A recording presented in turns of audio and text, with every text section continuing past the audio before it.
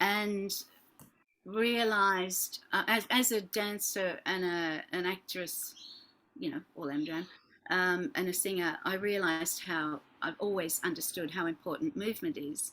And I realized that I have a very deep knowledge of this part of the body, but I needed to know a lot more about the rest of the body and how to assist people. So, I was working with people with. Hello, hello, What? hello, hello, hello.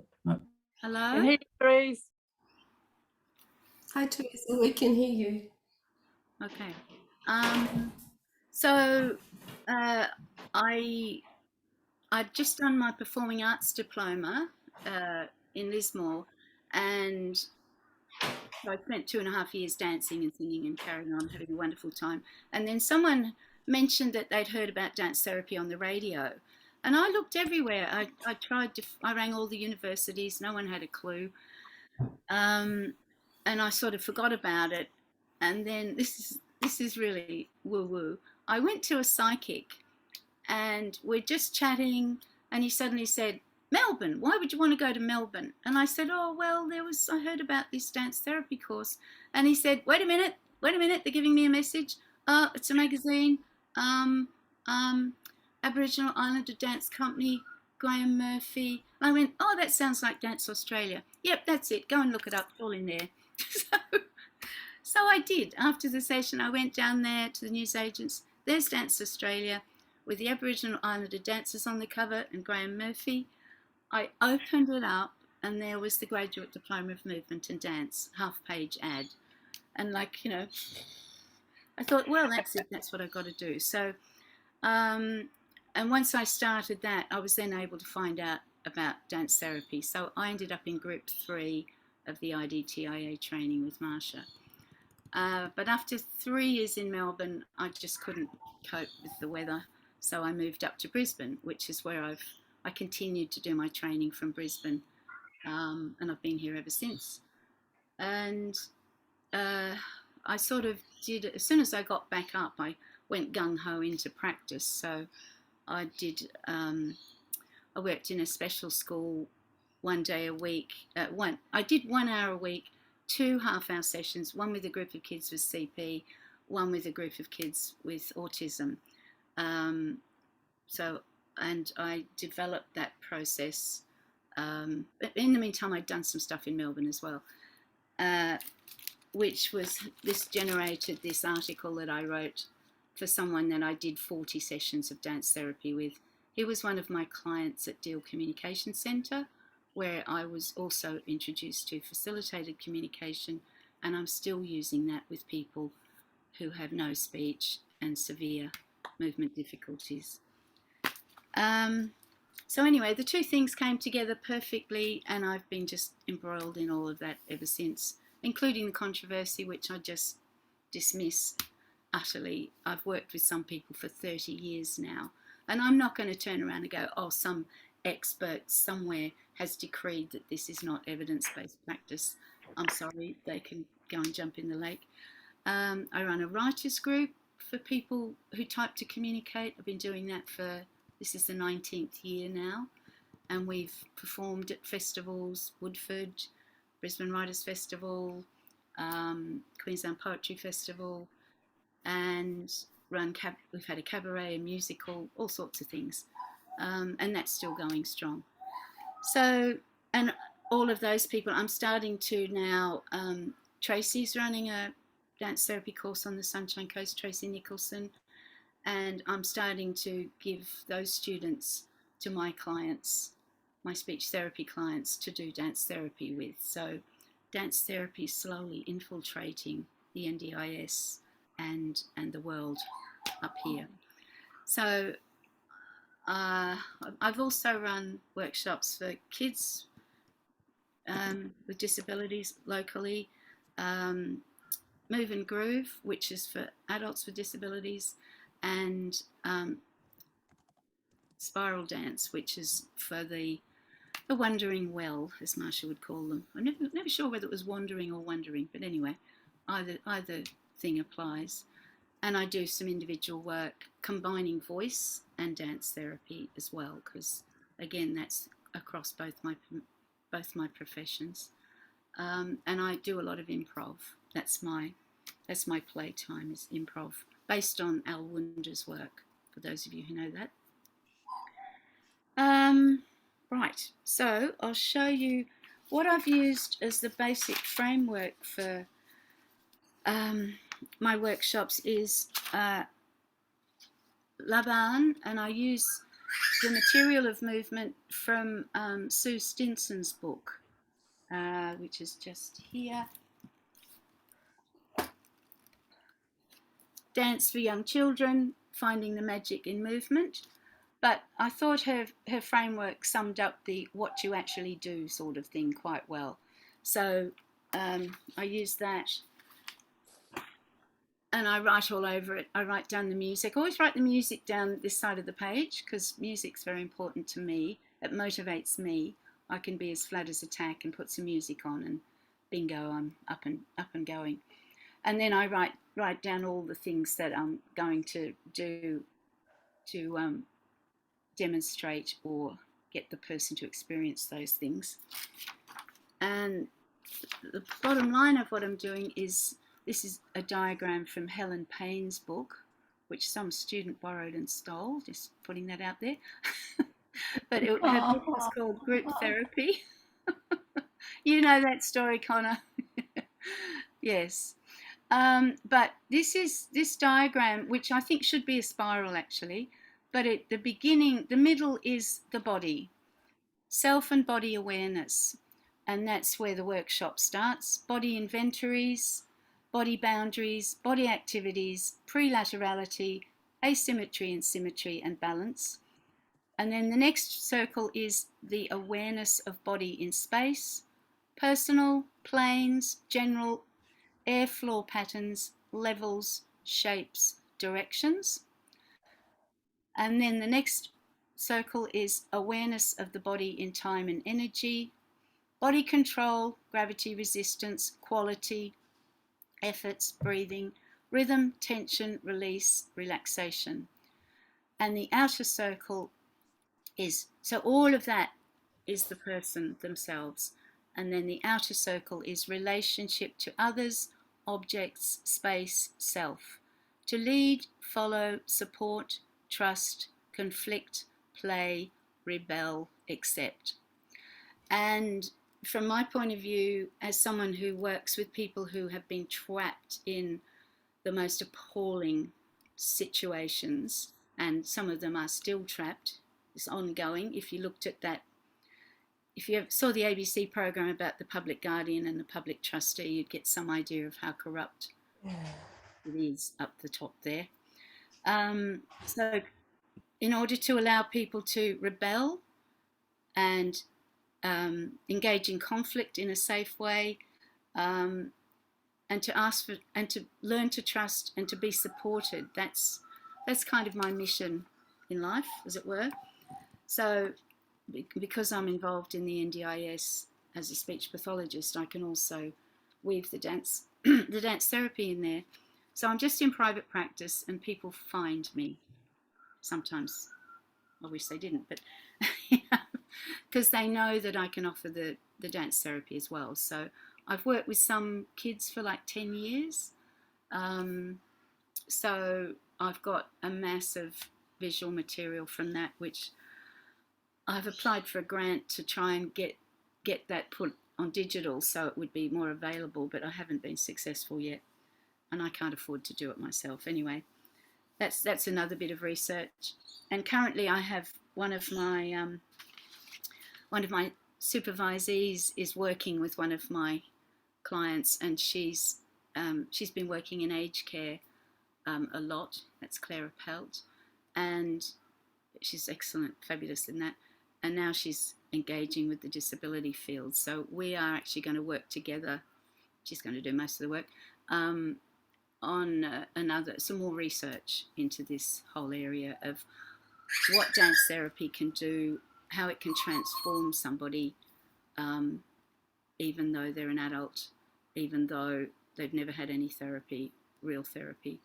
um, and just how much it is. Well, so I think the treatment of choice for people with disabilities, kids, adults, whatever, and anybody else that needs to sort themselves out. So enough of that. Let's just get dancing. I know I'm a bit of a props queen, so along the way I'll show you my props, which have overtaken the house. Anyway, here we go. I'll just put some music on. Are you ready to dance? Yep, good. Okay. Oh, sorry. I'll just do my usual instruction. This is not about trying to do what I'm doing. This is your chance to find your way to do what you want to do, with a little bit of guidance thrown in there. So, but if you're enjoying the music and you find something you're really enjoying doing, just go with it, and enjoy it. And if you get tired, just sit down, lie on the floor, whatever you need to do. Because even if you're lying on the floor and not moving, you're still enjoying the music within your body. So this is about you feeling the dance and the music within your body. It's not about doing something that you've seen on television. Okay, so just relax and enjoy yourselves.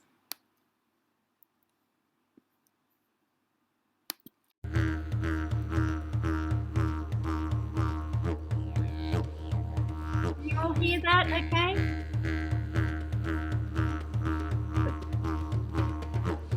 Okay, I'm just gonna start taking your hand. Lifting up, just letting go. Good, yeah.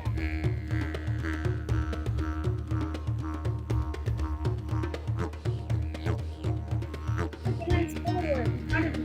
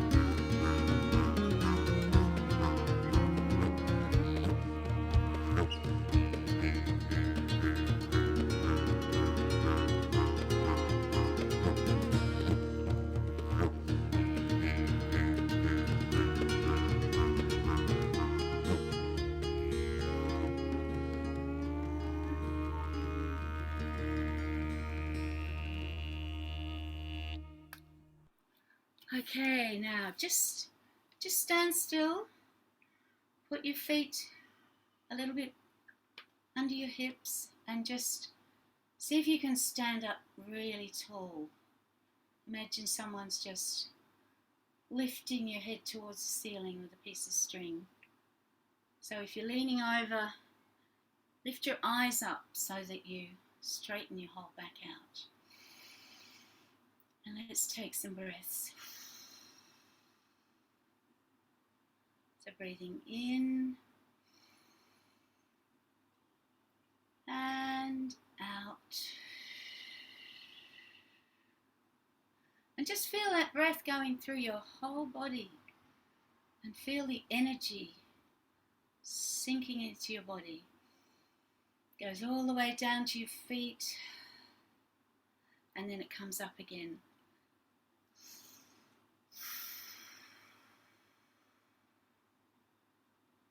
Okay, give yourself a little wriggle.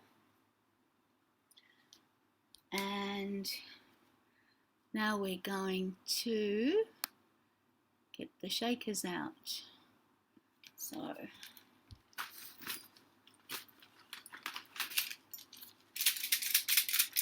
this is probably very much a Queensland thing.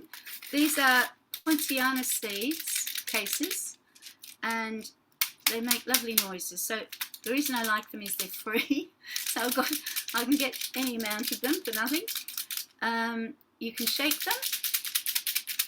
You can make that noise with them. You can bang them together on the edge. You can bang them together like that. So they have a lot of noise. Oh, Connor's got hers. Great. Okay. Anyone who's been up to Brisbane has probably acquired some. All right. So, Must be tropical. Must be tropical. That's right. It's so hot today. I've got the air conditioning on. All right. Let's try this one. Let's get slow.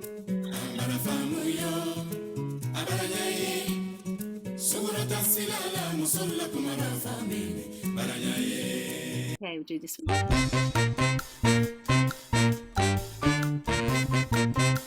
Okay, now we've been in a circle, and we're going to do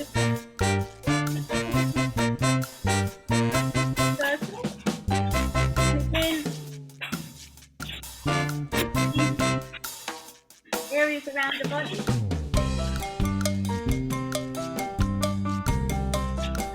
And then you take together.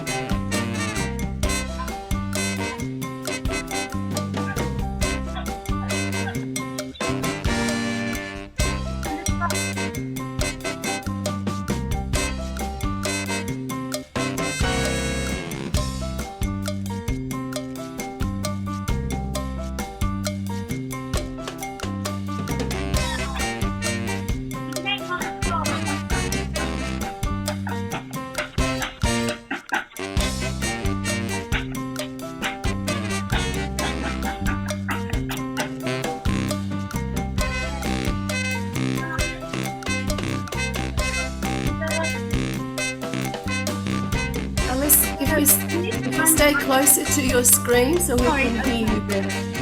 Stay closer to your screen. So I'm going to I get someone to the top.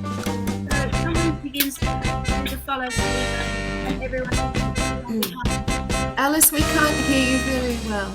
So the follow the leader is giving everyone a chance to be the leader. And this is where we go around the group. Alice, can we ask you first to lower your music down a bit?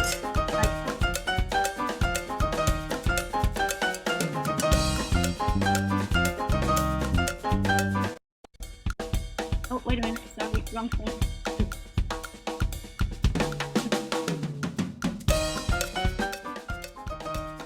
Is that loud enough? not looking at. Yeah, if you keep the music low and if you stay closer to your screen, then we'll be able to hear your voice because we're not hearing you very well. Okay. All right. So just take yourself up on a journey around the room and think about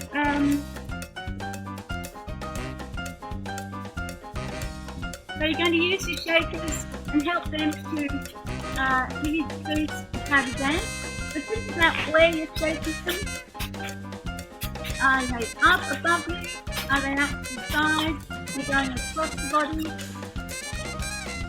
Right out to the side. Do it behind you. But you can also do it on yourself if you've got the right shakers. But use your hands.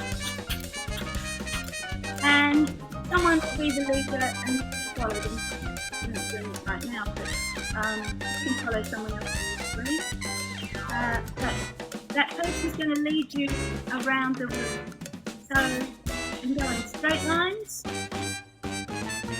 and we can also go backwards. Backwards is really important. So suddenly I'll step backwards and then I'll stop and then go backwards. Yeah, just keep going with that for a little while to get the hang of some of the possibilities. Right. Okay, now this one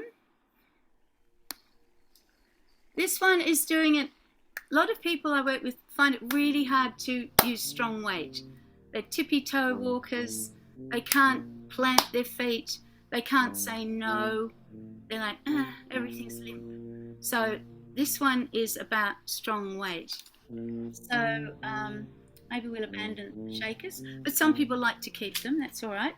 It gives them a sense of power. So this is about slow and fast, but heavy weight as well. So everyone's trying to make a noise on the floor with their feet. And they're just moving around the room in a, and if they encounter somebody, they might dance with them a little bit. So they've broken out of the circle, moved around the room, they've got some idea of floor patterns, and they might find someone to dance with.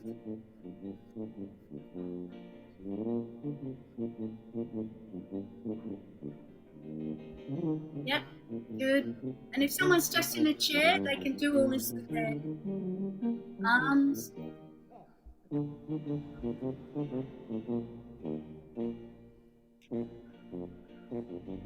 Slowly.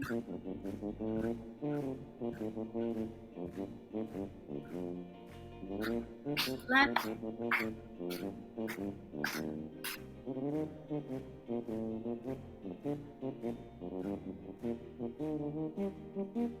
And now go backwards again. If you haven't already been using backwards. Now try side to side.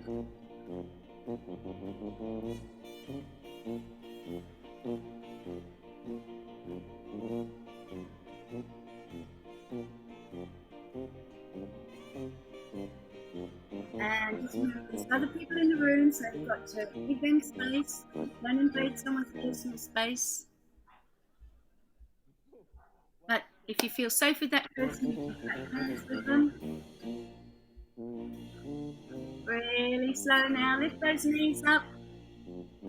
Your feet are really heavy. Make lots of noise on the floor.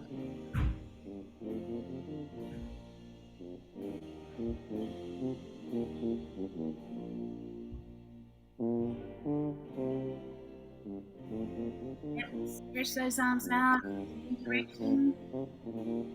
Lift those knees up. Doing a great job, Angela.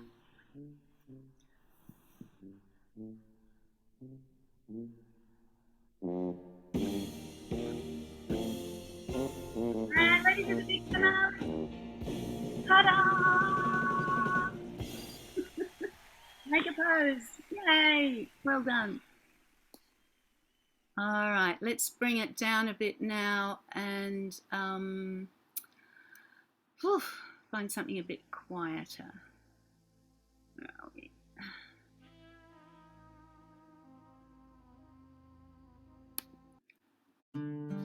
Now, one of the things that I use, like a lot of people with disabilities have two speeds, like full on and stop, and sustained and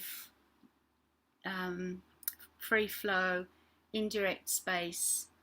That whole mode is quite alien to them because of their very poor sensory systems and the lack of feedback from their muscles as they're moving, and that lack of body awareness. They spend a lot of time out of their bodies, and I, because I work with people who can actually tell me exactly what's going on when they start doing dance therapy, they can actually feel that bits of their brain waking up.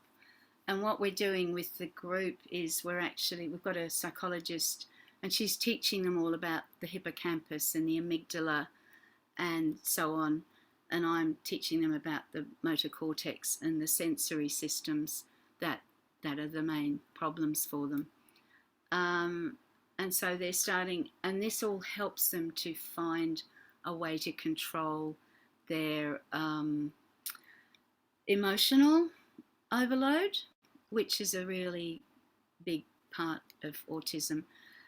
And my take on it is that, well, I know if you get someone the right glasses that shield them from too much light, if you get them to wear headphones attached to music or not, depending on how they're feeling, and they're with a trusted person, they can actually do anything or go anywhere.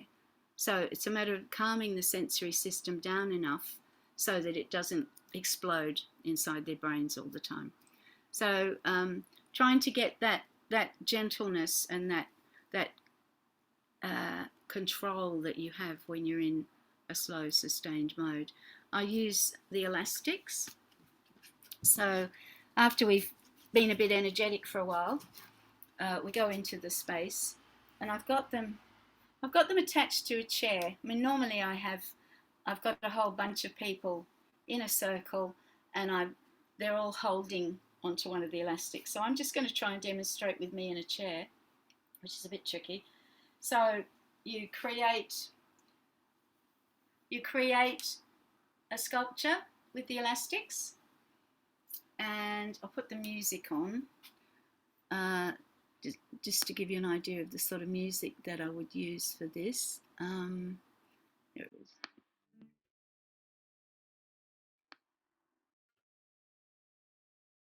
So it's really lovely music, and this is where I do a lot of input about breathing, because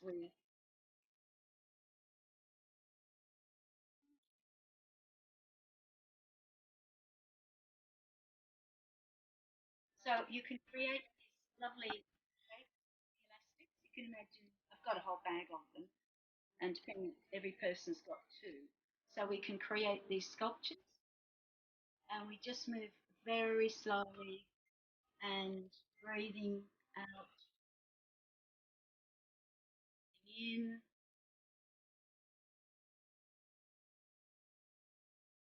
and the elastic gives people the feedback, which allows the system to expand and extend their movement.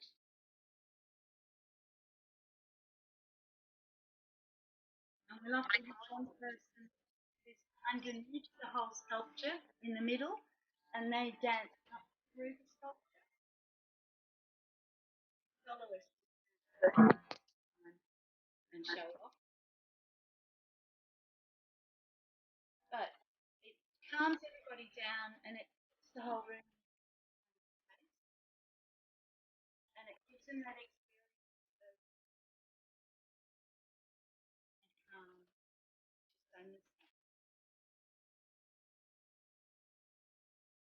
and then if I've been with the group for a while, Connor's can actually move the whole thing around the room. Now, what I forgot to mention before is that pretty much all of this depends who join in the dance. They're not allowed to sit around and they have to be part of it. And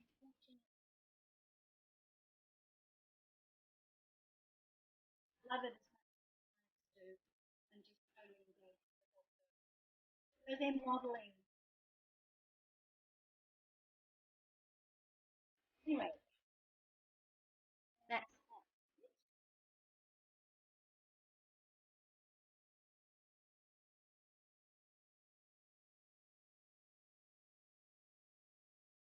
sorry, I'm trying to get my music.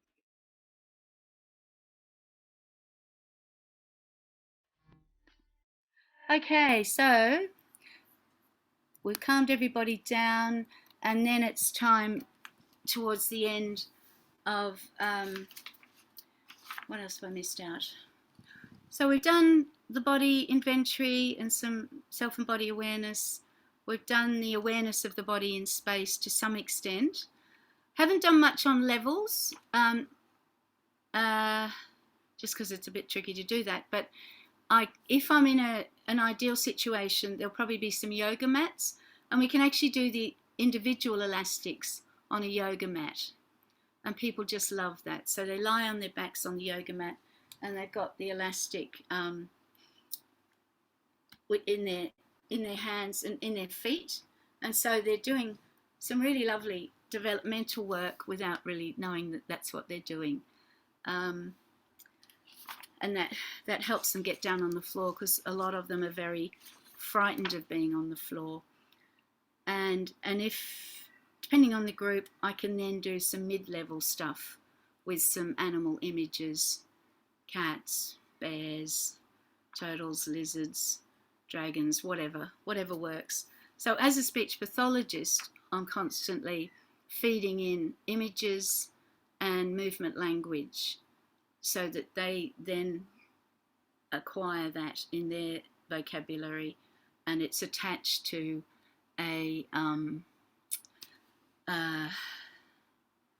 it's attached to a movement. So what happens though is that for a lot of people with autism, they still can't make their body do what they want it to do. So it looks like they haven't understood the language, but in fact, and I was helping someone with an OT assessment yesterday, and this person was just hanging onto a rod and moving it forward and backwards. It's a hand therapist he's working with, and he tends to go up because that's a movement he's familiar with, but stretching out and forwards is really difficult for him, because if you ask him to do up, he just does these chicken wings, and a lot of people do the chicken wings, so that's up to them. And the idea of actually stretching up is like, oh my God, it's a whole new world for them. So if you're working with people with autism, just be aware that they may want to do it, but it's just not in their repertoire yet. It will be there eventually. Okay, so one more prop that's useful is calico. So if you want to get some strength into people, which is, we used to work in a hall, they had a lovely ballet bar, so I could get people, put this around the bar. Whoops, I won't do that, I'll pull the chair over.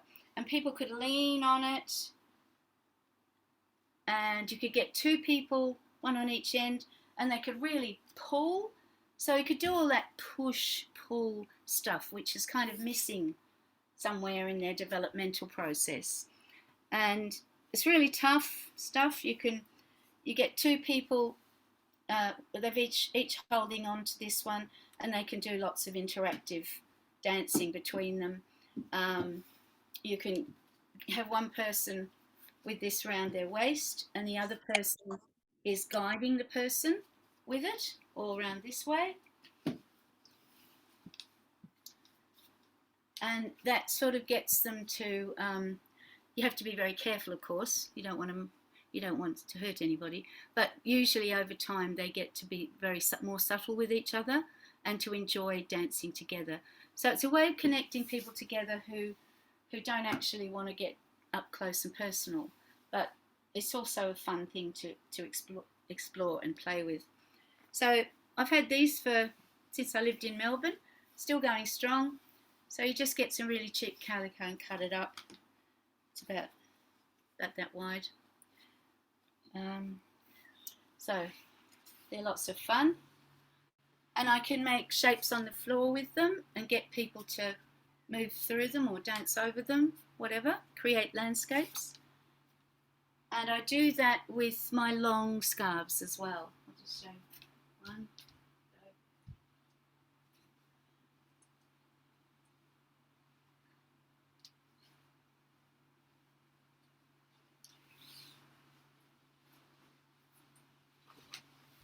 So I just get fabric from the op shop, and this is about $4 worth. And then you can create, I create landscapes with it, and people dance with it. And also, if you've got two people on the end of a big one of these, you can do that lovely thing with the scarves and waft it over people. Right, enough of that. So the finale is always free dance, and I've got the streamers,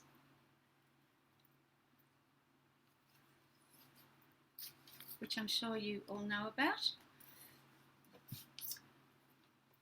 And what these do is help people you have to actually really move your arms to make the streamer fly. If you just go like this, it doesn't do much. Well, probably does because I'm doing it. But you need to really move that arm to get it to do what you want it to. So you get lots of bang for your buck with the props, and it's a really good way to get people to do expanded movements. What else have we got?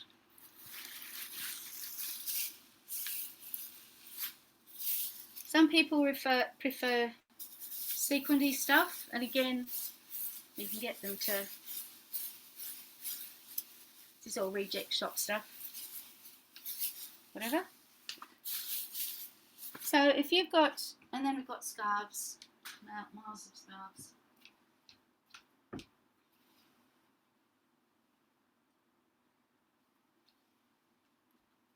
Saris are really lovely. They come in beautiful colours and they fly really nicely. So let's just have a little final dance there. Just a short one because we're running out of time. Where's my music? Here we go.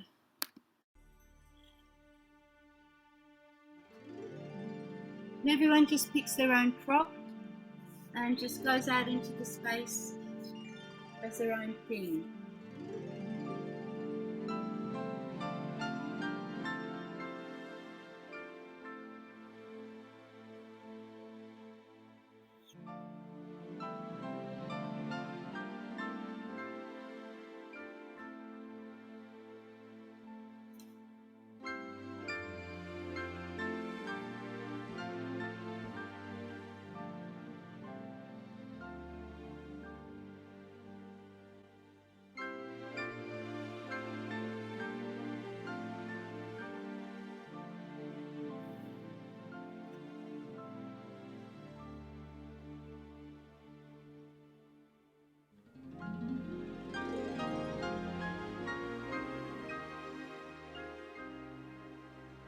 And I use imagery for this, sometimes imagining you underwater, so creatures of the ocean, just being floated along by the rhythms of the sea. It's encouragement to use raw, it's not too disgusting.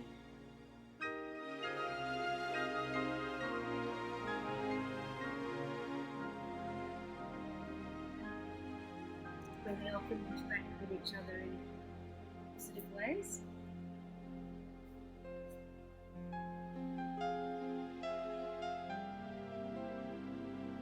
And if someone's very reluctant to wrap them up,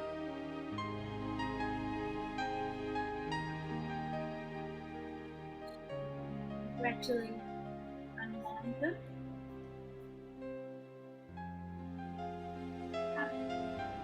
Start to put them through. So this is where the good support work is.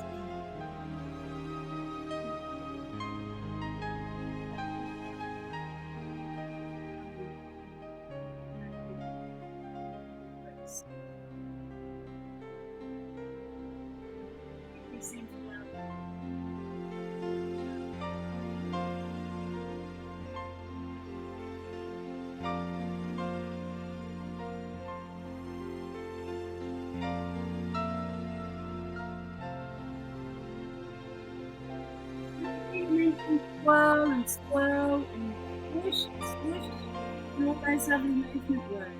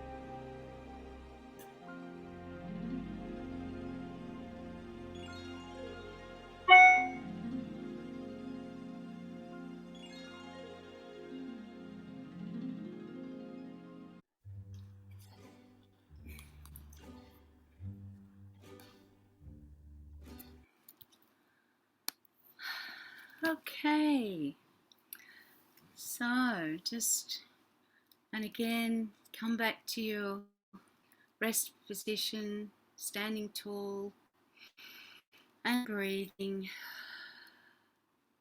and just feeling all over your body. Just sense how your body's feeling now, and just enjoy that feeling of having danced and moved your body.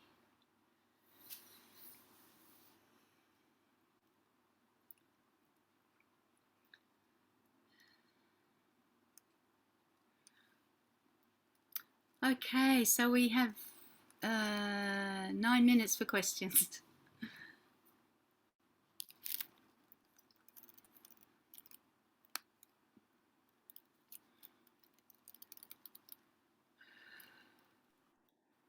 Summer?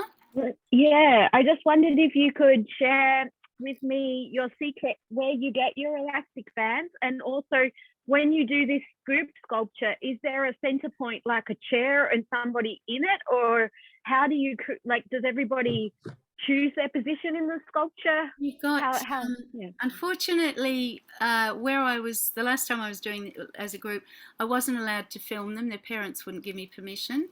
So I haven't got that. But basically, that was a really mixed group. So some people were sitting, some people were in wheelchairs, some people were very competent. So we formed a circle around the couches and the sitting people.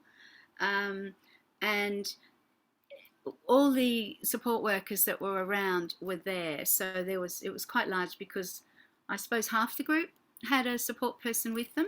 So the support person would assist the person so each person had one elastic and another color in the other hand, and then those elastics went across the circle to someone else's hand, and so on. So the sculpture was, it didn't have a central focus. The center was free, so it was shaped by whoever was on the edges, and obviously every now and then someone had let it go. But if people had a tendency to do that just for a laugh, which isn't very nice, but that's how people do it, then the person supporting them would make sure that wasn't going to happen. But these all came from Spotlight. And they're quite old. There's all different widths and strengths. So I just sort of collected them, and then I've got all probably not the op shop. Op shop elastic tends to be buggered. And then I was lucky to get the colours, but I've got different colours. And then this isn't, and then these are just the individual ones, which you can just get from anywhere. So that would be a kid's one, that size. So that's about, so you put, just put it on yourself, and so you can, I don't know if you can see that properly, but you can. Yeah. Do you make them all in circles? And if you've got two people, you can make all these lovely shapes, and you can actually see what happens when you move. This isn't big enough for me, and they always end up like this. So one for me would be about, that's too small, I won't bother, but about 3 meters should be all right for someone my height. And then you can get really nice interactions going, and people can see, what they see with the elastic is the connection between them. You know, it's the perfect energy lines, and it just creates this kind of magical thing that calms everybody down and gets them going, wow. So yes, so Spotlight or Lincraft or whatever, I don't know what you've got down in Melbourne, but that initial investment, I mean, these are years old. And so did you get them and you sewed them into a circle, or do you keep some just long wise? I just knot them. Knot them, of course. That's all you need to do. And Duh. This one's a really long one. Yeah. So with a knot in it, which I can't get rid of. Haven't bothered. So the thicker one, there's several thick ones that are really long, and I can use them with the whole group. Like, we can all hang on to it, or put it behind us and try and keep together as a group as we're moving around. So you can use them to do creative dance with the group as well. So they're very useful. And you can put them around your knee or your foot, so it doesn't have to be on one plane. You can have them all like everywhere. And someone could be on the floor holding one.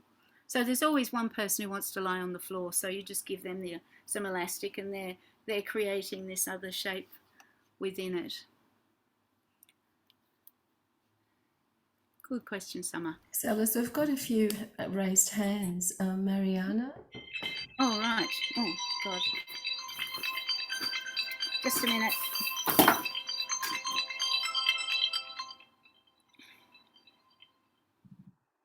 My phone's raising its hand too. Let me see. Grace. No, it's Mariana first. Oh, sorry. Okay, Mariana. Hi, can you hear me? Yes, I can hear you. How do you manage the different levels of interaction that some people in the autism spectrum can experience? Some are very sensitive to, very overwhelmed with all the sensory issues, and some are not so much. How do you manage that within the group, or do Well, you previously separate the levels before a session? no. It's like the group I was working with for about 18 months more recently, which I've since handed on over to students, ex-students. They they had some very good support staff there, so they actually managed it. And because I was also doing a bit of speech therapy with some of them as well, I was always trying to send a message through to the parents to try and think about glasses and headphones. So a lot of people these days do wear headphones. That message seems to have got through. But they would be the ones with the most support. So the support workers would work with the people that really needed the most support, because some people would just stand there. Their initiation problems are so deep that they cannot actually initiate movement. They can walk, they can eat, they can go and grab things, but that's not necessarily what they want to do. So they need facilitation to actually move at all. And I would have demonstrated that to the support person previously, and so the support person would assist them. So in the article the research that I did, I developed a scale called, it's my own invention, the spontaneous movement rating scale. So it went from 0, can't perform the movement even with assistance, right through to can initiate the movement spontaneously. And it was just 0 to 6. So 1 was needs assistance to start and continue the movement. 2 needs assistance to start but can continue for 1 or 2 repetitions, and so on and so on, till in the end can initiate the movement with verbal prompting only, and 6 can initiate the movement spontaneously. So in that final section of each workshop, I would be watching and seeing who is actually doing something that I haven't seen them do before. So that was my time because I wasn't actually revving people up, I could actually dance around them, and maybe work with them a little bit of individual work, but also say to myself, hey, and I would say that to the lovely person who ran the place. I would say to her, hey Tracy, look at what she's doing. And so, but as you need about 3 months input before you start to see that output happening. And that applies to speech therapy as well.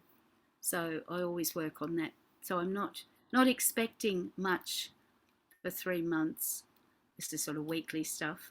And then you start to see a stretch of an arm, or a movement of a shoulder, or something that the person couldn't do before. And then you know that it's now part of their movement repertoire. Thank you. Alice, could you give us the title of that article? Using Laban movement analysis to assess progress in dance therapy, and it's in Dance Therapy Collections number 2, 1999, page 31. Thank you. And you can get a hold of that collection on the website, the DTAA website. And the other article, which was about a child, I think it was 9 or something, that's called Dance Movement Therapy, Communication and a Boy with Autism. and that was in the DTAA Quarterly, Volume 8, numbers 1 and 2, 2009, page 17. So I actually presented this at a conference as well. So I had video of him dancing and screaming and generally carrying on. But then he could type to communicate. So he would say, I do want to do this, but my body won't let me. I'm just being awful. I'm not very good today, but I do like the music. Make me do things. I liked the arm thing. So that was a full-on facilitation, and people think I was being very cruel to him, but he begged me to do the dance therapy with him, and there was amazing progress over time. So I guess I'm working sometimes with the really hard basket, but I don't see that as I would never give up if someone wants to keep going. Anyway, anybody else? Who was next? I get to ask my question. First, I want to thank you, Alice, because you're very generous, and that was really a wonderful, wonderful Thank you, experience. Grace. Thank you. When you talk about music, then I remember I'm sitting on something, that I want to ask you, because you are a music person and you are a songwriter yourself. And I want to ask the ethical, question, about using music, in our work. Because I have a recent encounter with a new author, and she told me, how upset she is, when people share on screen, her work and all that stuff without, crediting it. So I want to know whether or not, in our work we definitely have to use, music. So even using Spotify or even using CDs, sharing whether it's in person or whether, on telehealth. I mean, we are still using, the copyright, of somebody's work. And so, coming from her perspective, I start to be sensitive about how do I credit or be fair to, the work that she has really put in.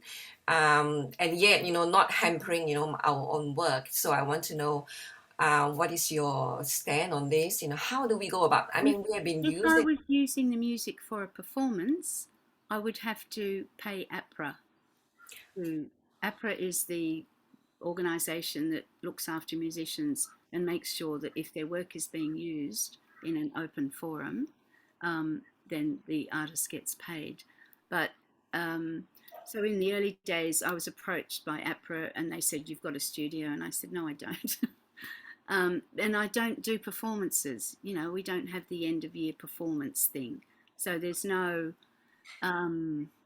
So my question is whether our work, is it considered commercial work? Because, every material that we have actually, music material is for personal use only, even Spotify. So is our work, with clients, considered commercial work?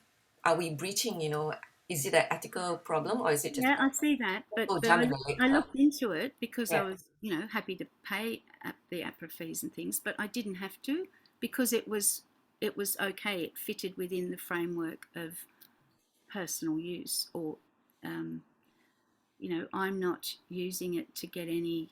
You could say ultimately I'm getting some financial gain out of it if I'm being paid to run a workshop, but therapy sort of sits in a different kind of bucket, in the same way as like I don't have to pay GST because I'm doing therapy. It's that kind of division of commercial profit versus therapeutic. Do we need to credit, the source and the name, of the piece or the title of the work? I could do that, Not but practical. and people always say, what was that music? And I'll always tell them. I don't ever pretend that it's my music. I mean, I've bought all these CDs, I guess, which then gives me the right to use them for my personal use in a very discreet forum. Thank you. But I know, I know some of the local musicians, like what are they called? Synergy, for example. Like Riley Lee and Riley Lee from, like I've met Michael Astle a few times at Woodford, and he's really happy for me to be using Synergy's music and anything he's done. He thinks that's wonderful because he's committed to the whole ethos as well of music you. healing, Yeah. music as a healer, and he's developing his own thing with that. Yeah. So, I can't really give you a, that's my take on it. But you could contact APRA and see what they're saying. Oh, shut up!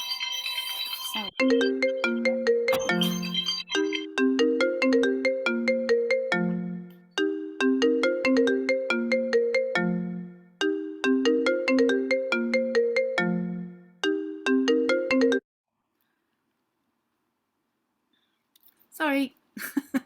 It's 10 o'clock. Everyone's trying to get me. So maybe I really do have to go because I've got to work now.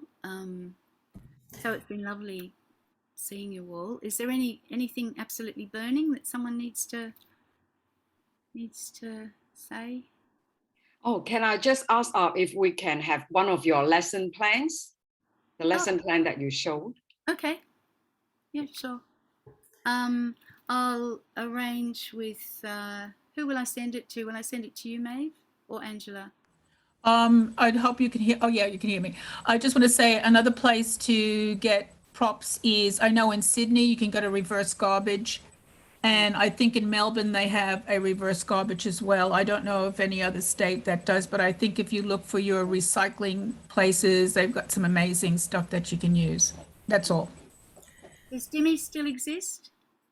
Dimmy's at Richmond? I don't think They were so. a wonderful place to go for props as well. Thank you. Thank you so much, Alice, for being with us today. You're such a wealth of information, and I think we're just going to have you back. There's just so much to cover. Thank you so much. I've got an hour. God. Yeah, it's just a teaser. That's all it is. Thank you so much. Okay, and thanks everybody for being. No, I'm afraid. All right, lovely to see you all. And when daylight savings over, it'll be much easier for me to do it. Okay, great. We'll have you back. Thank you so much, Alice. you. Okay. Okay. Bye, everyone. Thank you, everyone.